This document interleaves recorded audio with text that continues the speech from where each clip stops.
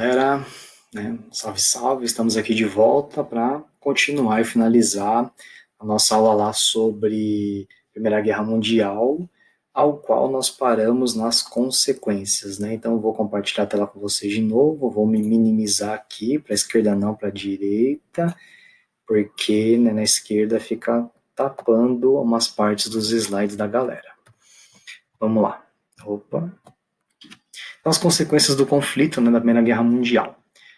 Essa incalculável destruição material que gerou, né, de destruir os campos agrícolas, as indústrias, os centros financeiros, toda a estrutura de alguns países, né, que foram extremamente atingidos, né, principalmente na Europa, onde as guerras se desenvolveram mais, maciça.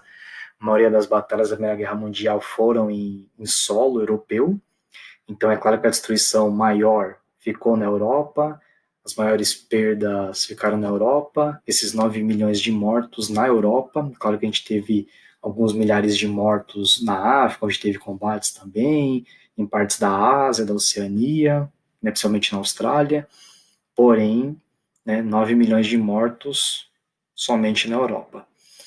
O fim da hegemonia da Inglaterra como potência mundial e uma ascensão, quer dizer, um crescimento, um fortalecimento maior cada vez dos Estados Unidos. Por quê? Os Estados Unidos entraram na guerra em 1917. A Inglaterra lutou desde o começo, desde 1914. Então, naquela ideia de guerra total, a Inglaterra, como entrou desde o começo, teve que voltar a sua produção para a guerra. E aí ela ia saciar, digamos, né, dar conta das necessidades da população dela como? A população ia morrer de fome? Não. Primeiro porque não é humanitariamente correto se fazer isso, mas imagino eu porque eles poderiam precisar de mais soldados para a guerra e não queriam que a galera morresse, né? Então, eles compravam de quem? Dos Estados Unidos, que na época já era a terceira potência industrial do mundo, né? Só estava atrás da própria Inglaterra e da Alemanha, que tinha crescido bastante. Então, os Estados Unidos já eram muito fortes economicamente e industrialmente falando, agricolamente também. Então, a Inglaterra comprava dos Estados Unidos. Então, quer dizer, de 1914 até 1917, os Estados Unidos ganharam muito dinheiro, vendendo para os países que estavam em guerra. Então, aquilo que os países não produziam, os Estados Unidos vendiam para eles.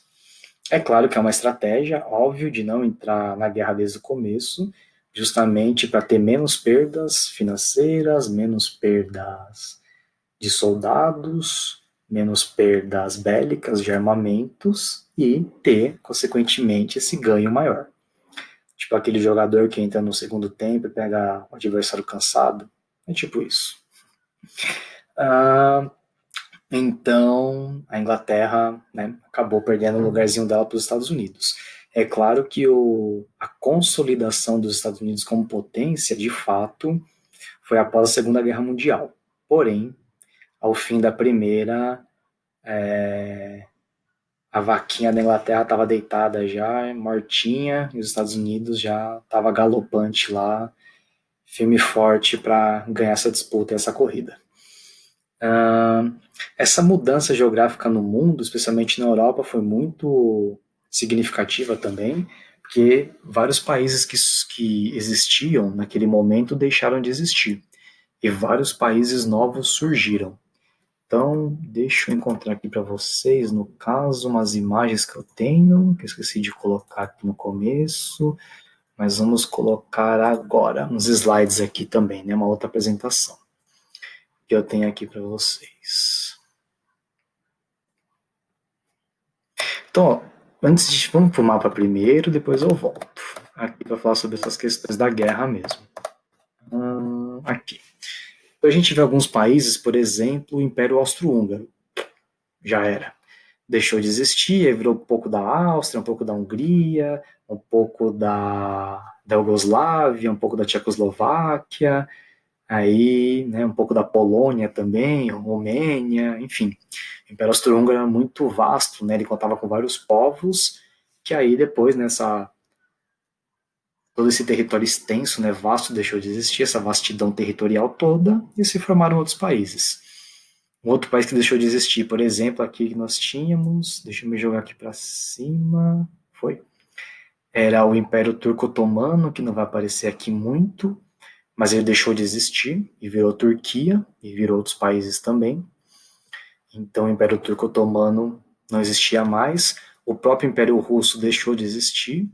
Antes de virar a União Soviética, ainda foi Rússia por algum pouco tempo, podemos dizer assim, mas aí virou a União Soviética, então automaticamente a Finlândia ficou independente. Então a Finlândia antes era Império Russo, depois deixou de ser e virou Finlândia mesmo. A gente tem a questão aqui, por exemplo, da Alemanha, que reduziu demais o território dela, né? Tinha esse território aqui maior, em comparação a esse outro mapa diminuiu, a gente vai ver já já o porquê. A Suíça aumentou um pouco o território em relação à Itália, e também a gente vê outras modificações aqui na questão da Sérvia, Montenegro, Albânia, e acabou virando uma Iugoslávia aqui que teve esses vários países até a década de 90, quando surgiu a Guerra da Bósnia, enfim, da Croácia ali, para se libertarem da Iugoslávia. Aí eu vou passar aqui essa imagem, né, sair dela, para falar justamente sobre uma outra parte aqui, que fala do Tratado de Versalhes. A gente vai falar por que essa Alemanha perdeu os territórios, né? A Alemanha foi considerada a principal culpada pela guerra. É claro que tem uma questão econômica envolvida, porque vamos supor que o principal, né, quem declarou guerra primeiro foi o Império Austro-Húngaro, ok? Mas o que o Império Austro-Húngaro ia ter para oferecer depois da guerra? Tinha se desfeito, não era um país rico, né, não eram regiões ricas, que não teriam nada para oferecer para os países vencedores da guerra.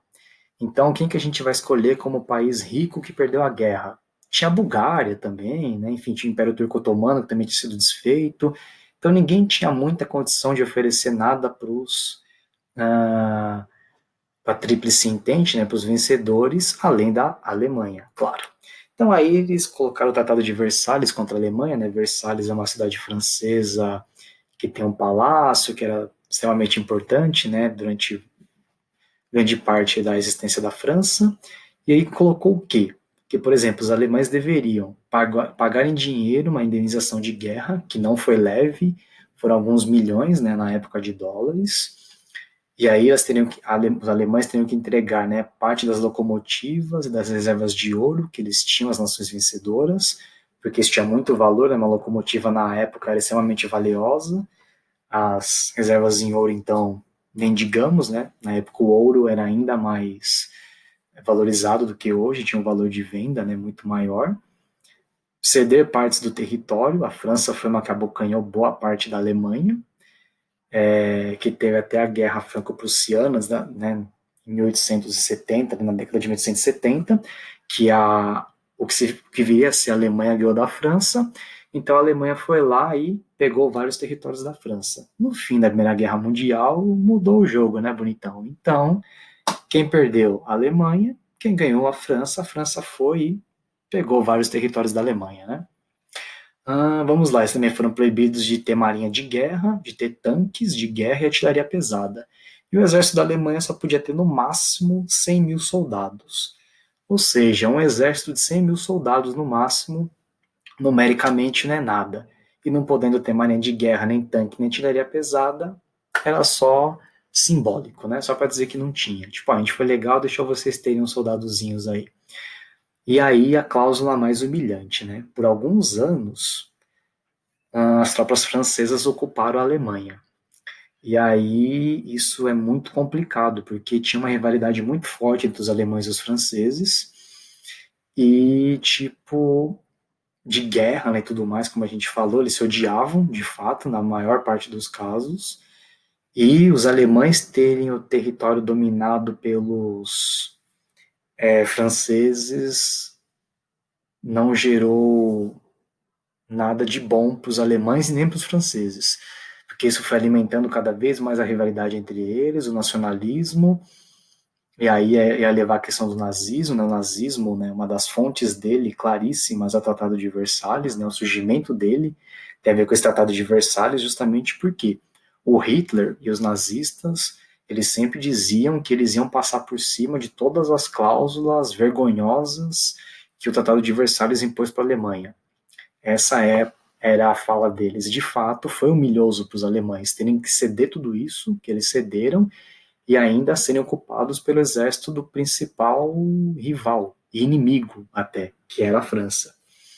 Então isso não foi saudável para ninguém, só fez as rivalidades aumentarem, e uma das ideias que se tinha na época era justamente o quê? Que a guerra mundial colocaria fim às rivalidades.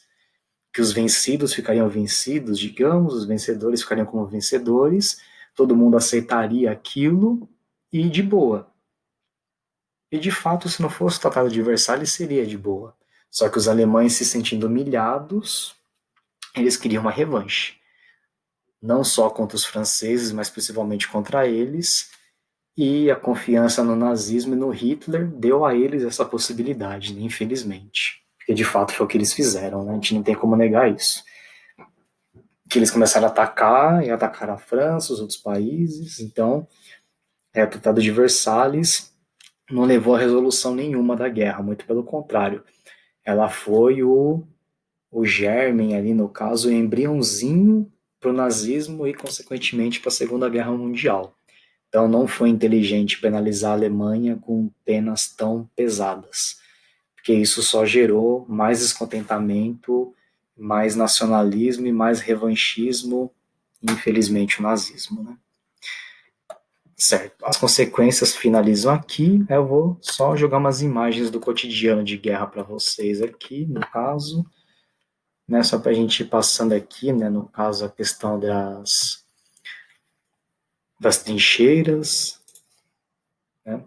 Que a gente tinha aqui, como que funcionava, né? Só para a gente dar uma olhada no número de mortos que se tinha, de cavalos mortos aqui, né? Como está mostrando. Então, eram cenas, né? Bem cruéis, as armas bem rudimentares. A gente vê aqui na ponta a baioneta, né, que era essa lâmina que se tinha, aqui a proteção das trincheiras, né, com os sacos de areia, enfim, né, que eles passavam em algumas até meses aqui. Elas tinham alguns canais, como vai mostrando aqui, né, para as trincheiras, eles ficariam mais tempo, outras eram mais rasas mesmo, que eles ficariam menos tempo, né. Aqui é um ataque alemão com armas de gás, como a gente vê aqui, né, gás mostarda, explodindo contra tropas. Aqui o efeito na pele do gás mostarda, né, quando é inalado. Quer dizer, se a pessoa não morre pela inalação, né, de embolia pulmonar, se a embolia pulmonar não matar, acaba sendo, infelizmente, esse efeito que ele gera. E automaticamente, né, foi desenvolvido as máscaras, né, de gás, não só para os humanos, como mostra aqui a imagem, mas para os cães também. Os cães eram extremamente importantes para farejar as minas. Então, as minas terrestres, elas eram feitas para serem acionadas a partir do peso de um soldado. E esses cães pequenos, é claro, que tinham um peso muito aquém, muito menor em relação ao peso dos soldados. Então, eles conseguiam localizar as minas sem detoná-las e os soldados saberem onde eles não deveriam de jeito nenhum pisar, né? Inclusive, né, aqui a gente tem a foto de um asno que servia para fazer o carregamento de cargas, enfim, dos soldados, também tinha a máscara dele, que é um animal importante, os cavalos também com as máscaras. E aqui a gente tem alguns modelos de máscaras de gás, né. Aqui uma cena de batalha com canhões antiaéreos, né, em ação, para tentar derrubar os aviões bombardeios dos inimigos. Aqui nos bombardeios aéreos acontecendo e um corre-corre desesperado para fora da trincheira, porque ali era o local mais óbvio de ataque e de morte, porque não tinha para onde fugir. Então, você explode uma granada ali, né, a ação dela é muito maior do que num campo aberto. Aqui uma outra cena, né, de esvaziamento de uma trincheira por conta de um ataque aéreo. Aqui é uma barricada, né, de proteção dos inimigos. Aqui, infelizmente, são alguns corpos empilhados que a gente vai ver. Aqui é na Rússia, aqui também no cenário de guerra. Então a gente vê, né, aqui mostra zero, quilômetro zero, a gente vai ver metros, né, de corpos empilhados, infelizmente, no ataque alemão contra os russos na Primeira Guerra Mundial. Aqui são cavalos também, né, mortos em combate, de variadas maneiras. A gente vê uma vala, né, comum, repleta de cavalos, e mais uma fila enorme de mais cavalos para serem enterrados, né. Felizmente, os seres humanos não foram os únicos que sofreram com essa guerra, né? E o mapa eu comentei com vocês, e o fim das apresentações e, consequentemente, da nossa aula de Primeira Guerra Mundial. E é isso. Voltamos no próximo tema aqui do terceiro ano do ensino médio, com o tema sobre a Revolução Russa de 1917, né, Revolução Bolchevique. Então, fiquem bem, até a próxima, se cuidem e até mais. Valeu!